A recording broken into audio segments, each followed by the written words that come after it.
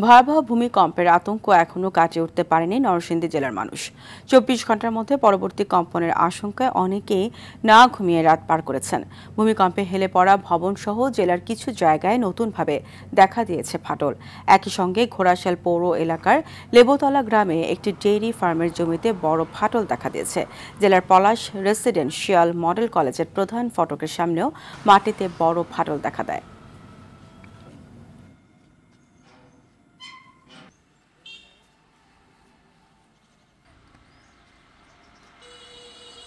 সন্তান ছিল পাশে, আমি আমার সন্তানের কথাই ভুলে গেছি। দৌড় দিয়া পরে মনে হয়েছে আমার সন্তান কোথায়।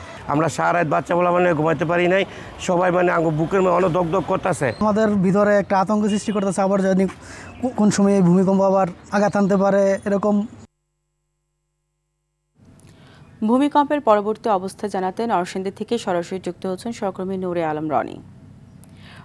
ভূমিকম্পের পর নরসিংদীতে এখন কি অবস্থা দেখছেন? এখন তো সেখানকার মানুষের মধ্যে আতঙ্ক কি কিছুটা কমেছে কিনা জানাবেন। জি জি ফারিয়া, আপনাকে ধন্যবাদ। আপনি সংবাদে যেমনটা জানাচ্ছিলেন যে আসলে গতকালকে যেই ভয়াবহ ভূমিকম্পের শিকার হয়েছিল আমাদের নরসিংদীতে, সেটির আজ কিন্তু এখনও কিন্তু মানুষের মধ্যে যে আতঙ্ক সেটি কিন্তু এখনও কাটেনি। মানুষ কিন্তু এখনও আতঙ্কের মধ্যে দিন পার করছে এবং তারা যেমনটা জানিয়েছেন যে গতকালকে যে ভয়াবহ ভূমিকম্পটি হয়েছিল এরপর থেকে কিন্তু তারা প্রতিনিয়ত আতঙ্কে দিন পার করতে হচ্ছে, বিশেষ করে রাত্রি যাপনে তারা আতঙ্কে কাটিয়েছে। আমি গতকালকের ভূমিকম্পের একটি ভয়াবহ চিত্র যদি আপনাদের দেখানোর চেষ্টা করি। এখন আমি রয়েছি পলাশ রেসিডেন্সিয়াল মডেল কলেজটিতে। আপনারা দেখবেন যে এখানে ভূমিকম্পে কী ধরনের একটি ভয়াবহ রূপ ধারণ করেছে। এখানে কিন্তু যে রেসিডেন্সিয়াল মডেল কলেজটির যে প্রধান ফটক, সেই ফটকের পাশে যে রাস্তাটি সেটি কিন্তু মাটি ফেটে এখানে কিন্তু বড় বড় গর্ত সৃষ্টি হয়েছে।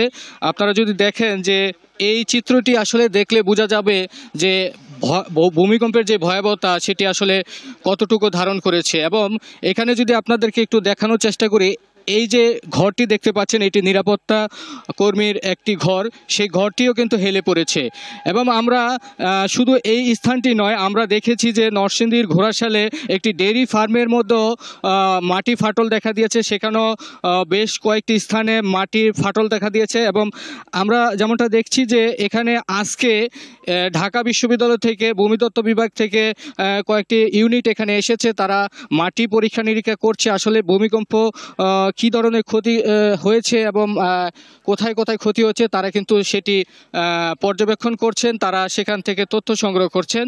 এবং বলে রাখছি যে শুধু এই মাটি ফাটলই নয়, নরসিংদীতে কিন্তু বহু ভবন কিন্তু ফাটল দেখা দিয়েছে এবং বহু ভবন কিন্তু হেলে পড়েছে। আমরা যেমনটা দেখেছি যে নরসিংদীর সবচেয়ে বেশি যে ক্ষতিগ্রস্ত হয়েছে সেটি হচ্ছে নরসিংদীর ঘোড়াশালের অনেক ভবন কিন্তু ফাটল দেখা দিয়েছে এবং কয়েকটি ভবন কিন্তু হেলে পড়েছে। এবং ফারিয়া, আপনাকে জানিয়ে রাখছি যে নরসিংদীতে কিন্তু গতকালকে যে ভয়াবহ ভূমিকম্প হয়েছে সেখানে কিন্তু 5 জনের মৃত্যু হয়েছে এবং শতাধিক মানুষ কিন্তু আহত হয়েছে। এর মধ্যে যে নরসিংদী গাবতলী এলাকায় যে বাবা ছেলের নিহত হয়েছিল তাদের কিন্তু গতকালকে গাবতলী মাদ্রাসায় জানাজা শেষে কিন্তু আজকে কিশোরগঞ্জে নিয়ে যাওয়া হয়েছে এবং কিশোরগঞ্জে তাদের যে পারিবারিক কবরস্থান সেখানে কিন্তু তাদেরকে দাফন করা হবে।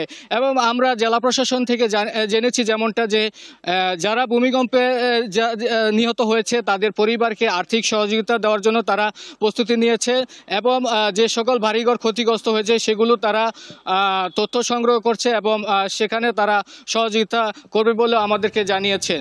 তো ফারিয়া, এই ছিল আমার কাছে এখন পর্যন্ত নরসিংদীতে ভূমিকম্পের সর্বশেষ পরিস্থিতি। রনি, আপনাকে ধন্যবাদ।